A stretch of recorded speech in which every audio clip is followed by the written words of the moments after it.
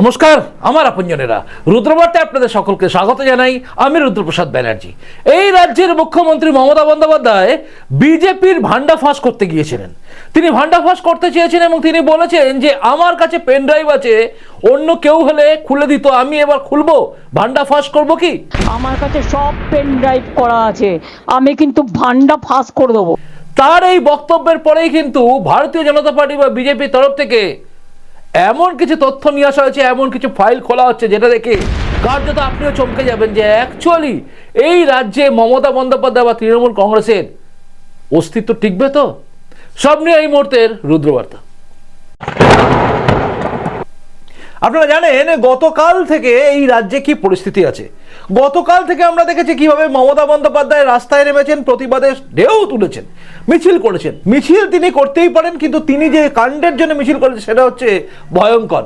ED অভিযান চালিয়েছে, সেই অভিযানের মধ্যে ঢুকে তিনি ফাইলপত্র এমনকি ইলেকট্রনিক্স ডিভাইস সবকিছু তুলে নিয়ে চলে এসেছেন, যেটা নিয়ে তিনি গর্ব করে বলেছেন। এবং তারপর তিনি রাজ্যে যথারীতি ওই ভুল করে রাস্তায় নামা, মানে ভুল আমি করব আবার রাস্তায় আমি নামবো, তো এই একটা ঘটনা ঘটিয়ে দিয়েছেন, আমরা গতকাল থেকে দেখেছি। কিন্তু গতকাল তিনি বক্তব্য রাখার সময় যেভাবে তিনি বলেন আর কি, মানে বলতে গিয়ে তিনি এমন এমন কিছু কথা বলেন, তার মধ্যে ভুলভাল সংস্কৃত মন্ত্র, মানে এদিকে ঠাকুরের মন্ত্র ওদিকে ঠাকুরের মন্ত্র সব গুলিয়ে যায়, কোথাও বিষ্ণু মাতা এসে যায়, এই টাইপের তিনি কথা বলেন। তার কথা নিয়ে আমরা কেউ ভাবি না, কিন্তু এমনই একটি বক্তব্য তিনি করেছিলেন গতকাল, যেটা কিন্তু কার্যত ভারতীয় জনতা পার্টিকে এবার ভাবতে বাধ্য করেছে যে এবার কিছু করা উচিত।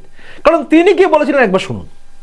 বলছে কয়লার টাকা কে খায়? অমিত শাহ খায়, হোম মিনিস্টার। কি করে খায়?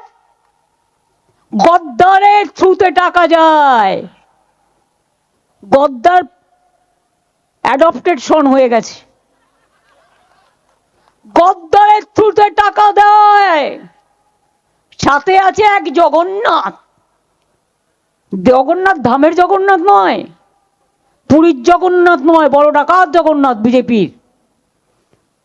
জগন্নাথের থ্রুতে টাকা যায় শুভেন্দু অধিকারীর কাছে, আর শুভেন্দু অধিকারীর থ্রুতে টাকা যায় অমিত শাহর কাছে।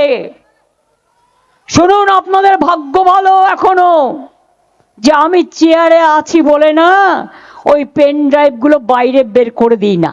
বেশি লাগালে কিন্তু বলে দিচ্ছি আমার কাছে সব পেন ড্রাইভ করা আছে, আমি কিন্তু ভান্ডা ফাঁস করে দেবো, আমি কিন্তু ভান্ডা ফাঁস করে দেবো। শুনলেন, তিনি কার্যত কয়লা কেলেঙ্কারি, জানবেন কয়লা কেলেঙ্কারি এমনই একটা কেলেঙ্কারি যে কেলেঙ্কারির সঙ্গে কিন্তু অনেকের নাম জড়িত আছে। এমনকি শোনা যায় যে অভিযোগ এখানে ভাইপোর নামও নাকি জড়িত আছে, যদিও ভাইপো মাঝে মধ্যেই বলেন আমি গলায় দড়ি দিয়ে নেবো, ফাঁসি দিয়ে নেবো, এই টাইপের কথা। কিন্তু এই ভাইপোর নামও অভিযোগের মধ্যে আছে বলে কিন্তু বারবার আমাদের সামনে শুনতে পাই। তো যাই হোক, এই সমস্ত কথা তিনি বলে একদম বুঝিয়ে দিলেন যে তিনি কি বলতে চাইছেন। দেখুন, তার কথাবার্তার মানটা এত নিম্ন শ্রেণী যেটা নিয়ে বলা যায় না। কারণ তিনি বলছেন শুভেন্দু অধিকারীকে বলতে গিয়ে অ্যাডাপ্টেড সন বলেছেন। অ্যাডাপ্টেড সন বললেন, তার এই কথাটা কতটা যুক্তিযুক্ত এটা বাংলার মানুষ, যারা আজকে সংস্কৃতি সম্পন্ন কৃষ্টি সম্পন্ন মানুষ আছেন, তারা বিচার করবেন যে মমতা বন্দ্যোপাধ্যায় এই কথাটা বলা ঠিক হয়েছে কি হয়নি। কারণ মমতা বন্দ্যোপাধ্যায় বা তার দল তারাও কিন্তু কংগ্রেসের কাছে যায়, কংগ্রেসের সঙ্গে আঘাত করেছে। সেখানে গিয়ে কেউ বা কারা যদি তাদের বাড়ির কাউকে বলে অ্যাডাপ্টেড সন বা অ্যাডাপ্টেড ডটার, তখন কীরকম লাগবে এটা প্রশ্নের ব্যাপার। যাই হোক, এই বিষয়ে যাচ্ছি না। কিন্তু মমতা বন্দ্যোপাধ্যায় যেটা বলেছেন সেটা কিন্তু ভয়ঙ্কর। তিনি বলেছেন যে আমার কাছে পেন ড্রাইভ আছে। এই যে পেন ড্রাইভের কথা মাঝে মাঝেই তিনি ব্ল্যাকমেলিং হুমকি দেন যে আমার কাছে কাগজ আছে, আমি ওর খুলে দেবো, আমি ওর ফাইল খুলে দেবো। কিন্তু আজ পর্যন্ত আমরা দেখলাম না কোনো ফাইল মমতা বন্দ্যোপাধ্যায় বা তৃণমূল কংগ্রেসে কেউ কিছু খুললো বিজেপির নামে। কিন্তু এই রকম ধমকি চমকানো ব্যাপারটা গোটা বাংলার বুকে জনগণকে বুঝিয়ে দেয় যে কিছু নিশ্চয়ই গড়বড় আছে। আর সেখানে দাঁড়িয়ে যখন যার বিরুদ্ধে অভিযোগ তোলা হচ্ছে, এখানে জগন্নাথ বলা হয়েছে, এবং বলা হয়েছে জগন্নাথ ধামের জগন্নাথ নয়, ইনি হচ্ছেন বিজেপির জগন্নাথ, ডাকাত জগন্নাথ। এই যে কথাগুলো বলেছেন, এর আগে অভিষেক ব্যানার্জিও জগন্নাথ চট্টোপাধ্যায় নামে বলেছেন, মানে বিজেপির বর্তমান ভাইস প্রেসিডেন্ট, তার নামে, মানে রাজ্য ভাইস প্রেসিডেন্ট জগন্নাথ চট্টোপাধ্যায় নামে, যিনি একজন পোর খাওয়া সাংবাদিক, তার বিরুদ্ধে যখন অভিযোগ ওঠে, এই কথাগুলো বলেন যে তিনি সাপ্লাই দিচ্ছেন শুভেন্দু অধিকারীকে, শুভেন্দু অধিকারী টাকা পাঠাচ্ছে, কয়লার টাকা কোথায় না অমিত শাহের কাছে। এই কথা যখন মুখ্যমন্ত্রী মমতা বন্দ্যোপাধ্যায় বলছেন, তখন কিন্তু জগন্নাথ চট্টোপাধ্যায় থেমে থাকেননি। এবার তিনি যে দাবি করছেন, যে এভিডেন্সগুলো দাবি করছেন, সেটাও কিন্তু খুব ভয়ঙ্কর। কারণ তিনি বেশ কিছু ফাইল খুলছেন, এবং সেই ফাইলগুলো কি শুন। নমস্কার। লালু আলমের লাঠি, মাননীয়ার ব্রেন আর পশ্চিমবঙ্গের কয়লা পাচার, এই তিনটি এখন ওতপ্রোতভাবে জড়িয়ে গেছে। কিন্তু দেখুন, লালু আলমের লাঠি বা মাননীয়ার ব্রেনের উপর তো আমার নিয়ন্ত্রণ নেই। এই ব্রেনের কি পরিস্থিতি, আগে কেমন ছিল, এখন কেমন আছে, ব্যাপারটা পুরো গেছে কিনা সেটা আপনারা বিচার করবেন। কিন্তু কয়লা পাচার নিয়ে গতকাল এবং আজ তিনি আমার নামে কিছু অভিযোগ তুলেছেন। গতকাল তো সরাসরি জগন্নাথ চট্টোপাধ্যায় বলেছিলেন, আজকে বলেছেন জগন্নাথ বিজেপির বড় ডাকাত। কয়লার টাকা নাকি অমিত শাহকে পাঠায় ভায়া গদ্দারের মাধ্যমে। আমি সে বিষয়ে কয়েকটি প্রশ্ন মাননীয়াকে করতে চাই এবং কিছু বিষয় আপনাদেরও জানাতে চাই। তারপরে তারও কিছু উত্তর চাই এবং তিনি যে অভিযোগ করেছেন তার প্রমাণ তাকে করতে হবে। দেখুন, পশ্চিমবঙ্গে কয়লা পাচারের মূল যে কারবার ফুলে ফেপে উঠে 2016 থেকে 2020। 2016 সালে সরকারে আসার পর পশ্চিমাঞ্চলে কয়লা পাচার প্রাতিষ্ঠানিক রূপ পায় পুলিশ প্রশাসন এবং শাসক দলের ছত্রছায়ায়। এই 16 থেকে 20 সেই সময় আমি রাজনীতিতে ছিলাম না, আমি ছিলাম সাংবাদিক। এবং ঘটনাচক্রে কয়লা কেলেঙ্কারির প্রথম খবর, লালার ডায়েরির খবর এই শ্রীমানই করেছিল। লাল ডায়েরি, লাল ডায়েরি, লাল ডায়েরি। লালার ডায়েরির প্রথম পাতা লাল ছিল কিনা জানি না, কিন্তু কয়েক হাজার পাতা যে ডায়েরির পাতা সংগ্রহিত হয়েছিল তার কয়েকশো পাতা আমার কাছেও আছে। আপনাদের দেখাই সেই লালার ডায়েরির কয়েকটি পাতা, এরকম কয়েকশো পাতা আমার কাছেও আছে। এই যে কোন ডেটে কাকে কার মাধ্যমে লালা টাকা দিয়েছিল তা সব এভাবে লিপিবদ্ধ করে আছে। মাননীয়ার কাছে বলতে চাই যে আপনি চ্যালেঞ্জটা নেবেন নাকি? এই লালার ডায়েরির প্রতিটি পাতা ফাঁস করব। সাংবাদিক হিসেবে আমার কাছে যে সমস্ত বিস্ফোরক নথি তথ্য আছে, রাজনীতিতে আসার পর তা কখনো আমি ব্যবহার করিনি। কিন্তু যে লক্ষণ রেখার কথা বলছেন সেই লক্ষণ রেখা আপনি অতিক্রম করে যাচ্ছেন।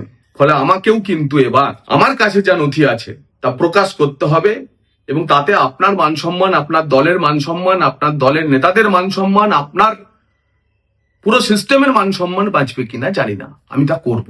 তাই যে সময় আমি রাজনীতিতেই ছিলাম না, আপনি বলছেন সেই কয়লার সময় নাকি কয়লার টাকা আমি ব্যবহার করেছি। তো কাল না হয় আমি ব্যবহারকারী ছিলাম যখন আমি ছিলাম একজন সাংবাদিক, আর আজকে আপনি আমাকে সরবরাহকারীতে পরিণত করেছেন, এবং তাও যাকে তাকে না, একেবারে দেশের স্বরাষ্ট্রমন্ত্রীকে আমি নাকি কয়লার টাকা সরবরাহ করি। গেছে পুরো গেছে। আরো একটা নথি আপনাদের দেখায়, প্রমাণ হয়ে যাবে না কি কি আছে, কি কি বেরোতে পারে। এই দেখুন, অনুপ মাঝি বা লালার কাণ্ডে প্রথম লালার যে মেইন অ্যাকিউজড, যিনি ওই পুরুলিয়ার ভামুরিয়া গ্রাম থেকে টাকা নিয়ে এসে কলকাতার আসল জায়গাগুলিতে দক্ষিণ কলকাতায় পৌঁছে দিতেন, সেই গণেশ কুমার বাগারিয়া, তার ইন্টারোগেশন রিপোর্ট আজ প্রথম পাতাটি দেখালাম। যদি প্রয়োজন হয় প্রতিটি পাতা, প্রতিটি প্রশ্ন পিএমএলএ অ্যাক্টের 50 নম্বর ধারা রেকর্ড করা বয়ান ইডির সামনে যা আপনাদের সামনে তুলে ধরবো। আর একজন বামাপদ দে, তারও ইন্টারোগেশন রিপোর্ট আপনাদের দেখালাম। এই রিপোর্টগুলি যদি সামনে নিয়ে আসি, সম্মান থাকবে তো মাননীয়া? চ্যালেঞ্জ যদি নিচ্ছেন তাহলে ভালো করে চ্যালেঞ্জ নিন। আর আপনি বলেছেন পেন ড্রাইভ আছে, প্রকাশ করুন পেন ড্রাইভ। সাংবাদিক হিসেবে এবং তারপরে পশ্চিমবঙ্গের কয়লা পাচার চক্রে নিয়ে সবচেয়ে সক্রিয়, সবচেয়ে বেশি লেখালেখি যদি কেউ করে থাকে এই শ্রীমান। এই কয়লাতন্ত্রের একজনও আর কাঠি থেকে শুরু করে অন্য কেউ, যে কেউ বলুক এসে সামনে, তারা আমাকে চেনে জানে। লালু আলমের লাঠি আর আপনার ব্রেনের কি রসায়ন আমি জানি না, তার জন্য আমাদেরকে কেন আপনি এভাবে আক্রমণ করছেন? কেন হেনস্থা করছেন? এভাবে প্রকাশ্যে বলে আমাদের ভাবমূর্তি নষ্ট করার চেষ্টা করছেন। আপনি লালু আলমের লাঠি এবং আপনার ব্রেনের রসায়নটা ঠিক করে নিন। 2016 সাল থেকে 2026 সাল 10 বছর এই যে চক্র চলছে কয়লা পাচার, তার আগেও চলেছে। অজস্র মামলা হয়েছে, অজস্র এফআইআর হয়েছে। তাতে আপনার কিছু এফআইআর, তার সঙ্গে সরাসরি যোগ আপনার ভাইপোরও রয়েছে। কোথাও একটা জিডি এন্ট্রি আছে আমার নামে? এফআইআর তো দূরের কথা, জিডি এন্ট্রি আছে? এই চক্রের কোন মানুষের কোন বয়ানে কোথাও আমার নাম উল্লেখ আছে? আপনি প্রকাশ্যে আনুন। 48 ঘন্টার মধ্যে ওই পেন ড্রাইভ এবং সেখানে আমার কি যোগ তা যদি প্রকাশ্যে না আনেন, আপনার বিরুদ্ধে আইনি ব্যবস্থা নিতে বাধ্য হব। এবং আপনিও তৈরি থাকুন, যে জিনিস গত 10 বছরে কখনো প্রকাশ পায়নি, এবার ধীরে ধীরে সব তা প্রকাশ করে ছাড়ব। নমস্কার। শুনলেন জগন্নাথ চট্টোপাধ্যায় অর্থাৎ জগন্নাথ চ্যাটার্জি, যিনি হচ্ছেন ভারতীয় জনতা পার্টির এখন বর্তমানে রাজ্য সহসভাপতি। তিনি আগে ছিলেন ভারতীয় জনতা পার্টি বা বিজেপির রাজ্য সাধারণ সম্পাদক। তো সেই জগন্নাথ চট্টোপাধ্যায়ের নামে এই অভিযোগগুলো তুলেছিলেন কে না, মমতা বন্দ্যোপাধ্যায়।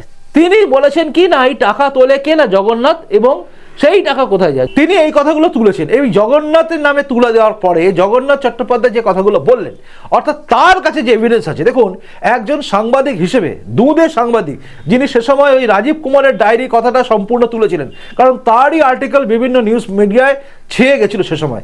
সেই জগন্নাথ চট্টোপাধ্যায় যখন এই বক্তব্যগুলো বলছেন এবং তিনি যখন বলছেন তার কাছে এভিডেন্স আছে, মনে রাখবেন প্রত্যেকটা সাংবাদিক, সে আমাদের মতো ইউটিউবে দাঁড়িয়ে বলা বলুন বা পতিত যশা কোনো সাংবাদিক, তারা কিন্তু এভিডেন্স ছাড়া কথা বলে না, এবং সেই এভিডেন্সের উপর ভিত্তি করে তিনি কিন্তু এই কথাগুলো বলেছেন। এবং এই এভিডেন্সের ফলে মমতা বন্দ্যোপাধ্যায়ের সম্বন্ধে বা এই তৃণমূল সম্বন্ধে যে ধারণা ছিল, সেই ধারণা কিন্তু আস্তে আস্তে ভাঙছে। এই কয়লার টাকা কোথায় গেছে সব কিছু কিন্তু এবার সামনে আসতে শুরু করবে। এবার দেখার বিষয় যে জগন্নাথ চট্টোপাধ্যায় এই বিষয়গুলোকে নিয়ে সামনে কীভাবে আনছেন, কারণ আমরা সবাই আশা করে আছি জগন্নাথ চট্টোপাধ্যায় এগুলোকে পাবলিশ করবেন সবার কাছে। কারণ আজকে আমাদের জানতে ইচ্ছা করছে যে এই রাজ্যে 2026 যখন নির্বাচন আসছে, তার আগে, এই সরকার শেষ হওয়ার আগে আমরা জানতে চাই এরা কতগুলো দুর্নীতি, কিভাবে দুর্নীতি করেছে, কোথায় কোথায় করেছে। আজ মমতা বন্দ্যোপাধ্যায়ের কথায় কেউ বিশ্বাস করে না, কিন্তু ভারতীয় জনতা পার্টি বা বিজেপির কথায় লোকে বিশ্বাস করে যে এরা যেটা বলছে ঠিক হবে। তাই দেখার বিষয় জগন্নাথ চট্টোপাধ্যায় আগামী দিনে কোন কোন জিনিসগুলো সামনে আনছেন, কোন কোন তথ্য আনছেন। যদিও এই রাজ্যে 2020 শেষের দিকে যখন শুভেন্দু অধিকারী এসেছিলেন, তারপর থেকে তিনি যে কথাগুলো বলেছেন সেগুলো পর পর মিলতে গেছে। অর্থাৎ 2020 শেষে ডিসেম্বরের পরে যখন তিনি জয়েন করলেন, তিনি প্রথম ব্যক্তি যিনি বলেছিলেন কিন্তু নারুলা ম্যাডাম। এই নারুলা ম্যাডামকে আমরা জানতাম না, ভাট কি, ভাট কোথা থেকে এসছে, কি ভাট, এই সমস্ত কথা আমরা জানতাম না। ধীরে ধীরে জানলাম নারুলাকে, রুজিরা নারুলাকে, কে কি, কোথাকার কোন পরিবার এসে যুক্ত হয়েছে, কোন পাঞ্জাবি পরিবার, কোথায় থাইল্যান্ড, কোথায় ব্যাংকক, কোথায় কি, সব এখন জানতে পারছি। তো এই যে বিষয়টা আছে, এই বিষয়টা কিন্তু এবারে জগন্নাথ চট্টোপাধ্যায় কিন্তু তিনি এবারে একদম মাঠে নামছেন এবং তার হাত দিয়ে ফাইলগুলো খুলবে। এবং ফাইল খুললে আমাদের ধারণা স্পষ্ট হবে যে এই রাজ্যে মমতা বন্দ্যোপাধ্যায় বা তার দলবল অ্যাকচুয়ালি কি করেছেন, কি কি দুর্নীতিতে কারা কারা যুক্ত। আমার মনে হয় বিজেপির ভান্ডা ফাঁস করতে গিয়ে কার্যত তৃণমূলের মমতা বন্দ্যোপাধ্যায়ের ফাইলই খুলে যাচ্ছে। কারণ এবার সামনে আসছে সেই ফাইল, যে ফাইলে আমরা জানতে পারবো যে এই রাজ্যে এই তৃণমূল কংগ্রেস অ্যাকচুয়ালি কি কি করেছে। তাই ভান্ডা ফাঁস করার আগে মনে হয় কার্যত ফেসেই গেলেন মমতা ব্যানার্জি। কি বলেন আপনি? যাই হোক, আপনারা বলুন আপনারা কি ভাবছেন এই পুরো বিষয়টা শোনার পরে আপনাদের কি মনে হচ্ছে? আপনাদের মনে হচ্ছে না যে এই রাজ্যে যে কৃষ্টি ছিল, যে কালচার ছিল, সেটাকে মমতা বন্দ্যোপাধ্যায়ের দল আসার পর থেকে ধীরে ধীরে শেষ করা হয়েছে? কোনো ব্যক্তি যদি রাজনৈতিকভাবে কোনো রাজনৈতিক দল ছেড়ে অন্য রাজনৈতিক দলে যান, তাহলে তাকে বলতে হবে, তার বিরুদ্ধে অ্যাডাপ্টেড বলে দিতে হবে, অ্যাডাপ্টেড সন বলতে হবে। এই কথাটা বলা কি ঠিক হয়েছে? এই একই উক্তি যদি তাদের বাড়ি, তার পরিবারের সম্বন্ধে কেউ যদি বলেন, সেক্ষেত্রে কি ব্যবস্থা নেবে এই রাজ্যের পুলিশ? এই প্রশ্নটা ওঠে। এবং প্রশ্ন ওঠে কিভাবে একজন স্বরাষ্ট্রমন্ত্রীর নামে বলে দেওয়া হচ্ছে। এখনো পর্যন্ত কেউই বলেননি যে মমতা বন্দ্যোপাধ্যায় টাকা পয়সা, কয়লার টাকা নিয়েছেন, চুরি করেছেন। আমি শুনিনি। মমতা বন্দ্যোপাধ্যায় টাকা তুলেছেন, মমতা বন্দ্যোপাধ্যায় টাকা নিয়েছেন, কয়লার টাকা ঝেড়েছেন, একথা আমি শুনি। কিন্তু তিনি যেভাবে বলেন অমিত শাহের কাছে টাকা যায়, এই প্রমাণ কি তার কাছে আছে? যদিও আমাদের কাছে প্রমাণ এসে গেছে, সেটা হচ্ছে মমতা বন্দ্যোপাধ্যায় ফাইল চুরি করেছেন, ফাইল কেড়ে নিয়ে এসছেন। এটাকে চুরি বলবেন না ছিনতাই বলবেন জানি না, তবে ইডির হাত থেকে ওই জায়গা থেকে নিয়ে আসাটাকে কার্যত ছিনতাই বলবে সবাই। কারণ মমতা বন্দ্যোপাধ্যায় নিজেই স্বীকার করেছেন আমি ফাইল নিয়ে এসেছি। যখন কোনো জায়গায় কোনো তদন্তকারী সংস্থা রেড করছে, সেখানে ঢুকে গিয়ে সেখান থেকে কাগজপত্রকে ছিনিয়ে আনা, এটাকে কার্যত ছিনতাই বলা হয়। যাই হোক, এ সমস্ত কিছু নিয়ে আপনারা ভাবুন, ভেবে উত্তর দিন। আপনাদের প্রত্যেকের উত্তরের অপেক্ষায় আমি রইলাম, আর পরবর্তী রুদ্রবার্তা দেখার অপেক্ষায় আপনি থাকুন। খুব ভালো থাকুন, দেখা হচ্ছে এরপরে রুদ্রবার্তাতেই। আসি, নমস্কার, বন্দে মাতরম, ভারত মাতা জয় হোক, জয় হিন্দ।